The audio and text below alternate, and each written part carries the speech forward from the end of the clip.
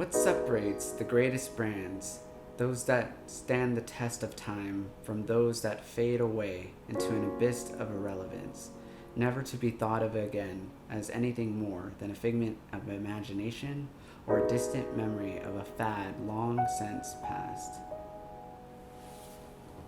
That, my friend, is effective branding, the most overlooked yet most important aspect of every business.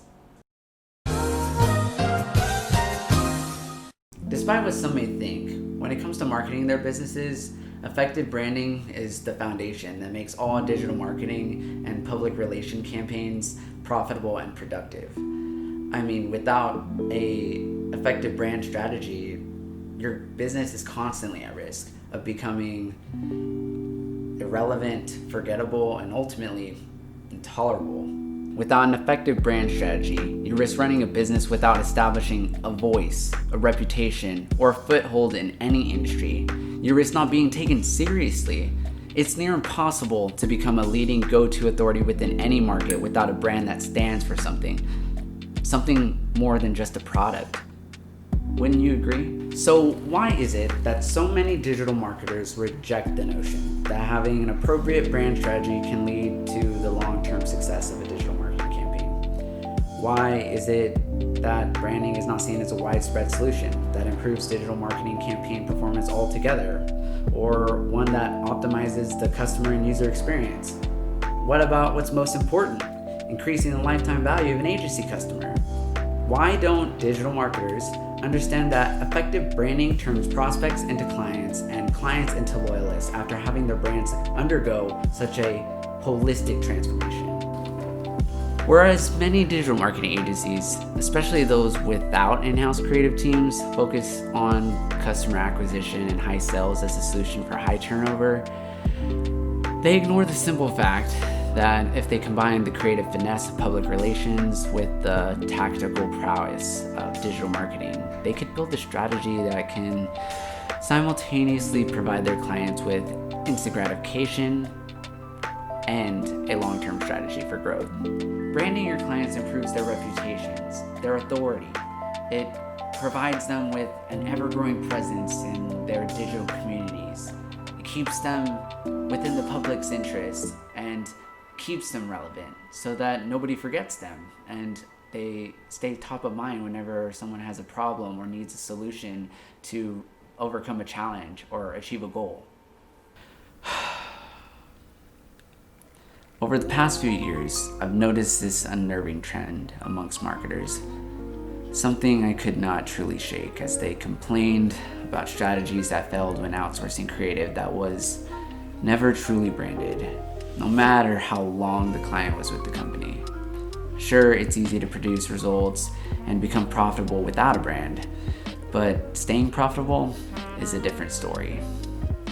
Because when nothing changes and the public doesn't know what to remember or to expect with every technological innovation that emerges within this fast-growing industry, how could anyone expect to keep the same company thriving on branding that's become so stagnant?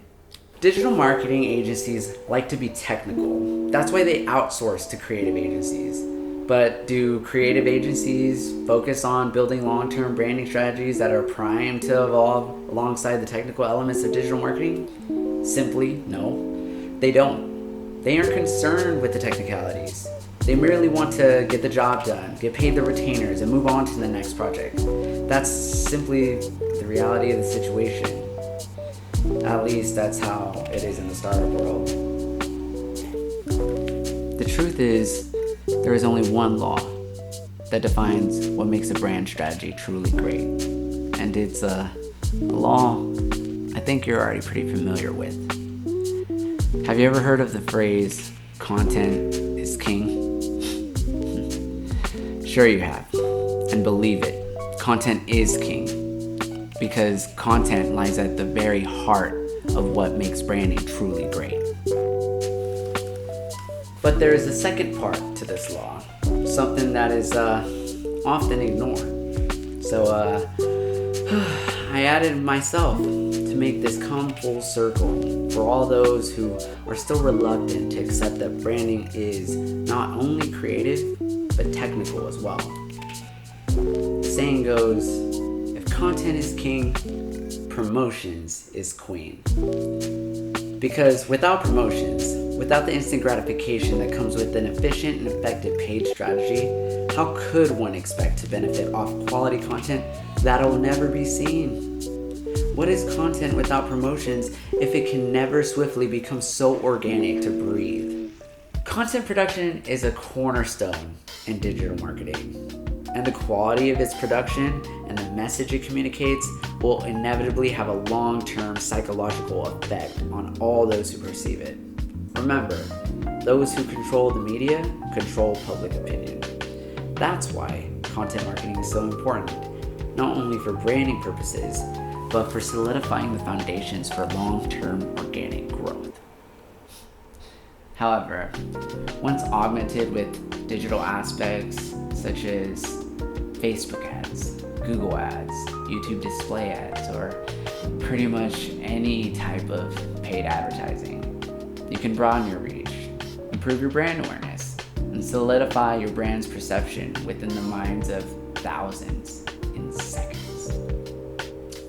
You can see why this is so powerful, can't you? Why it's important for content and promotions to coexist on the same playing field. It's absolutely necessary for building a perennial brand, a brand that lasts. But what happens when you create and promote something that's inconsistent with something that has once resonated with a prospect before?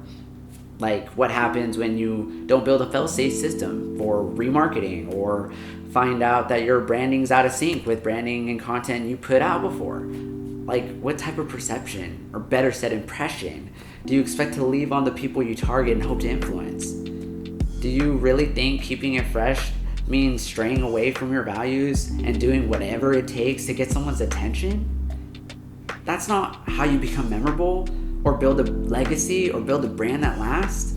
So, after working tirelessly for the past 10 years researching media, and the past 3 researching branding and marketing, I think I've finally come up with a solution. Something to cure this epidemic of toxic, deconstructive, and irrevocably bad branding that is being preached endlessly on all forms of social and digital media. And that solution is called momentum-based branding.